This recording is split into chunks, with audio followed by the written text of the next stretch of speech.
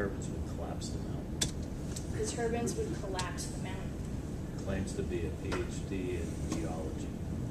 She said it would make the mountain fall down. I had a woman that called to my office one day and was extraordinarily upset because she had heard that that wind turbines produce mercury pollution because what happens is that when it rains, the mercury inside the wind turbine blades sort of deposits out into the rain and then sort of distributes around the surrounding area. And I mean, this was a genuine concern that this person had. And, I had to talk her through that, the components don't actually have mercury in them and, sort of all these different things and, on and on and on, and that, there is mercury deposition occurring from coal-fired power plants. It's almost as though the worst possible thing that you could imagine that actually does happen from coal-fired generation or other forms of electricity generation has just been applied to wind energy generation. Sort of just flip it and sort of say that it's true, and then people will just start to believe it. One thing on the last side of the bottom that we have struggled with a little bit, and I think it's important to distinguish the difference between inaudible low-frequency noise or sound, I'm trying to use the word sound now, Right. versus sound that is audible. And I think it's fair to argue in certain cases can have a disturbing effect on populations that are very close to it. Sure.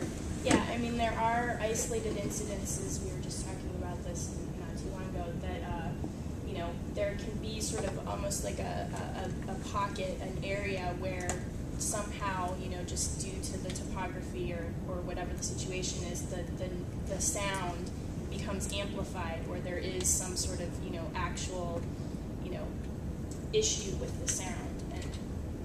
And I'm not trying to minimize these concerns. I'm just trying to show that people have a wide variety of concerns that are often not based in fact. There are a lot of myths about nuisance. I think the first one is probably the toughest one to deal with and the one that everyone most often encounters. And, a lot of people don't like wind turbines. A lot of people do. Beauty is in the eye of the beholder, and, that's just a tough, subjective kind of a situation. There's a lot of concern that sort of once you open the floodgates, you're just, thousands and thousands of turbines are going to, sort of suddenly appear everywhere, and it's just going to be, that's all that we'll ever see. We talked a little bit about the noise before and how that can be dealt with. I mean, there are certainly issues with noise, but they're not, I don't think, nearly as severe as people imagine them to be. And one of the ways that we've tried to work on this in Pennsylvania, and I think the developers have been really great about this, is, we'll do tours to wind facilities, and, I think people, who have never stood next to a turbine before are just amazed at how peaceful it actually is. It's almost like the sound of an ocean to me, waves coming in and out. So anyway, a lot of these nuisance issues are things that have been contemplated and dealt with the model ordinance, and are, in some cases real issues, but can be dealt with very, very simply or through some level of thought and design. We talked before, we heard a lot about the financial issues, and so I don't want to belabor any of these points, but, wind energy is an economic plus in local areas, and that's something that I think we need to just work on.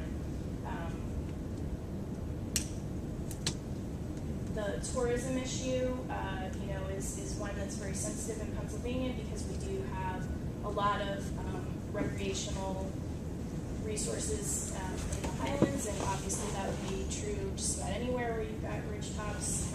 And there have been surveys of tourists that show that people aren't not coming back because of the fact that there are wind turbines in the area.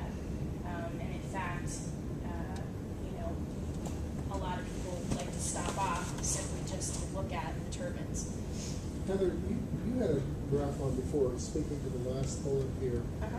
that compared the, I think it was the total dollars subsidized, Right, subsidies that go to the different energy Right. forms, and wind had a small bar. right. But I've seen other figures that present that data on a per megawatt installed basis that would suggest that wind cast that way actually receives a much greater subsidy. How do you deal with that argument? Yeah, I mean, I guess that's a good point and a good argument